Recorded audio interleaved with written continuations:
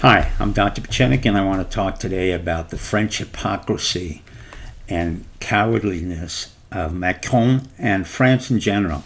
Let me be more specific. Our President Trump went on Armistice Day, on November 11th, to basically pay tribute to the warriors who died in World War I.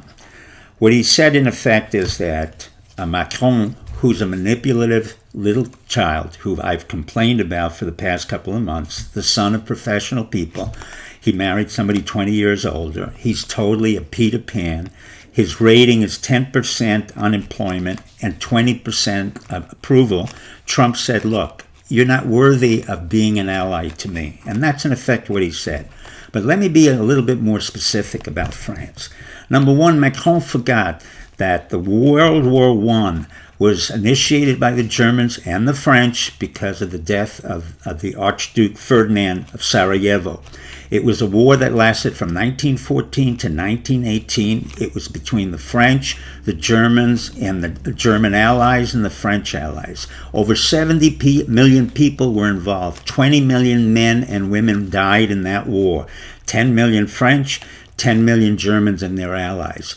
As a result of that war, which was supposed to be the war of all wars, we had the Treaty of Versailles, which was unfairly harsh on the Germans and demanded all kinds of reparations. Well, just like the French, when they talk about patriotism and deny nationalism, what did they do? In 1923, along with the other nefarious country called Belgium, thanks to King Leopold, who went into Africa and cut off the hands of all the African people who had to work for him, Belgium and France attacked the Ruhr Valley in 1923 to get the coal mines and the companies that they felt were owed to them as a result of reparations of World War I. Now, I want to address a little bit to Mr. Winston Churchill's grandson, who called our president pathetic. I would like to remind you, Mr. Grandson, that your grandfather was in charge and responsible for the death of over 600,000 men and women and children in the Battle of Gallipoli during World War I in 1916. Half of that 600,000 were Turks, half of them were British and New Zealanders.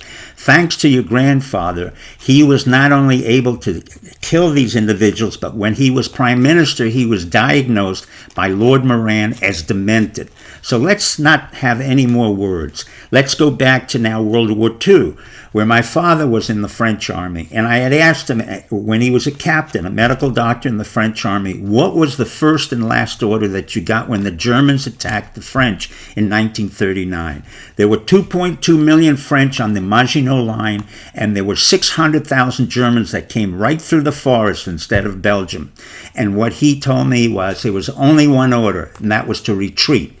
And that's what the French did in World War II. Under the great so-called General Foch, F-O-C-H, the French retreated, having had 3-1 outnumbered the Germans. And in fact, for the next few years, the French became one of the greatest collaborators of the Germans. They don't want to talk about it, but the records in Toulouse will show how many Frenchmen ended up to be collaborators. As a matter of fact, when I came back to France in the late 1940s, and I was about 5 or 6 years old, I remember many people's hair being cut off and understanding that these were collaborators. And I had to eat with German prisoners of war.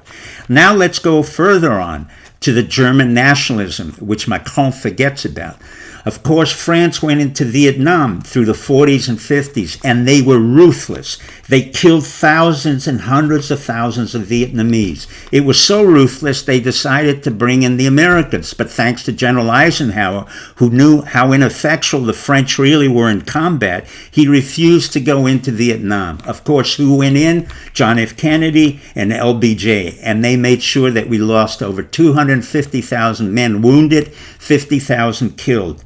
But the most important part of that war was the battle in Cambodia, when Pol Pot killed over 1.2 million of his own citizens and called the autogenocide of Cambodia. I was fortunate enough in 1988 and 89 to be brought into the State Department to initiate, create, develop, and strategize a plan where I would de-arm the Khmer Rouge without using force, and then bring it into a nation state. As a result of that, I was able to deal with Claude Martin of the French government and a very unusual individual, a senior official of the Vietnamese government, Lee Duc Tho, who was in charge of the Vietnam War. And I asked him in 1989, as we were sitting in France, in Paris, I asked him, how would you characterize the Americans versus the French in the occupation of Vietnam? He turned to me, he said, Steve, the French were ruthless. They hated us. We hated them. The Americans, we knew you were there because you had to go there or you would go to prison. And in that difference, I understood very quickly that the Vietnamese understood the difference between the Americans and the French. But the French didn't stop in Vietnam. They went into North Africa and killed 2 million Algerians. They went into Morocco and killed Algerians. They went into Tunisia. And then of all places, the French went into Rwanda under Bill Clinton. And Clinton knew this as well as Hillary.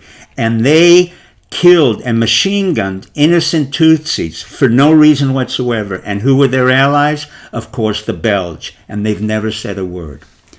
Let me quote to you a famous woman congressional representative from Montana named Janet Rankin.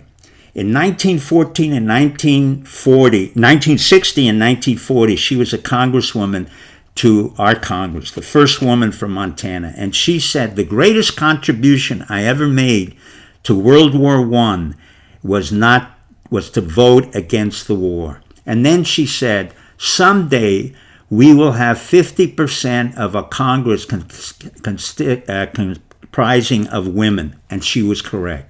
Thank you, good night, and good luck.